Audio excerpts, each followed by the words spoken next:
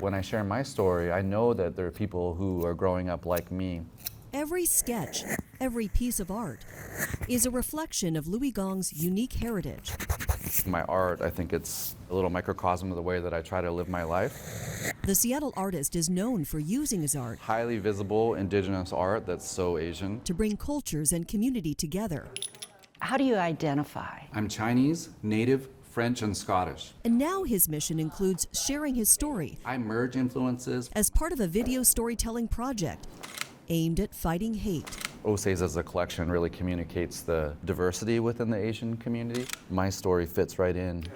We're shooting some interviews for Osays, which is Our Stories Are Your Stories. It's a social campaign that we came up with. Mimi Gan has interviewed athletes, activists, and community leaders, I'm Doug Baldwin, and I identify as a human. highlighting different stories as a way to uplift the Asian community. I am a quarter Filipino. How do you feel about being able to do these interviews? Proud, grateful, honored. I think with all the anti-Asian hate that's happening and after the Atlanta killings, it made me realize that we are seen as other. I wanted people to see us for who we are. Our stories are your stories. The Atlanta murders were a painful reminder of the deep-rooted bias and discrimination against Asian Americans. And they came on the heels of more attacks. Compared with 2020, the Center for the Study of Hate and Extremism found in 2021, hate crimes against Asians skyrocketed 339%.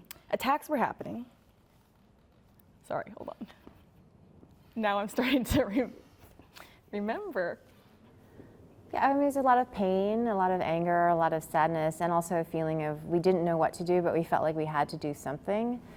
That's why these 5 women launched this video storytelling project last year Our stories are your stories. to change people's perceptions of Asian Americans. Asian Americans are always relegated to certain stereotypes.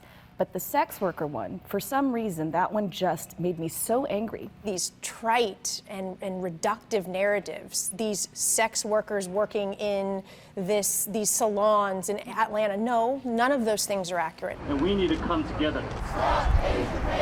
They don't see it as a hate crime. They don't see us as people who would be considered to have hate crimes against them because we are seen as invisible. You mentioned the word invisible.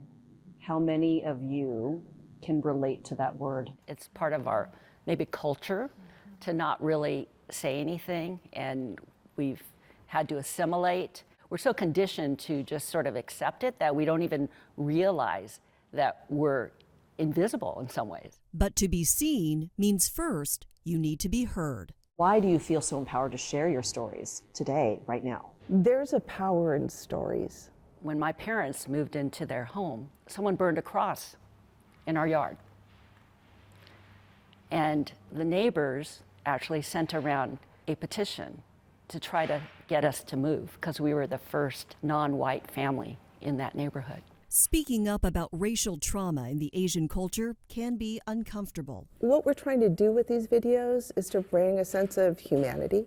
It was very hard for my parents. You can't help but carry that trauma with you. When your parents are incarcerated, and even when they get out, they can't get a job, they can't get an apartment, that's tough. So they say to you, put your head down, work hard. But I fight. And that's why we do this. It's our way of coming forward. My mom was incarcerated and didn't talk about it till 65 years later. No, you need to speak up. You actually need to talk about this. You have to provide the stories to share what the trauma was. Because if we don't understand as a society what kind of trauma was inflicted, we won't understand the true nature of what happened. That overt racism, implicit bias, and we're talking about all of that now. There are these narratives that we have to deconstruct. Did you experience discrimination? Some people might disrespect me because I'm Asian, and particularly my last name is. For a long time, I remember not really knowing how to feel about being Asian or Native or white, never mind all three at the same time. Eventually, I was able to create a space that was defined by my background, and other people came and fit into it. Talking about the pain brings healing, and Gan says a feeling of pride. maybe a pride that they hadn't felt before about being Asian American. It means the world to me. This is probably the most important project I've worked on.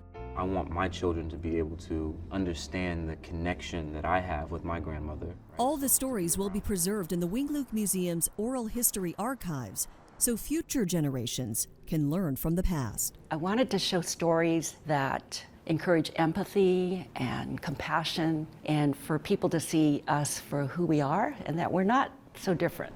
We all have a uniquely American story, We're daughters, we're mothers, we're granddaughters. with more in common that connects us all. When you show people who you are, it opens people's minds.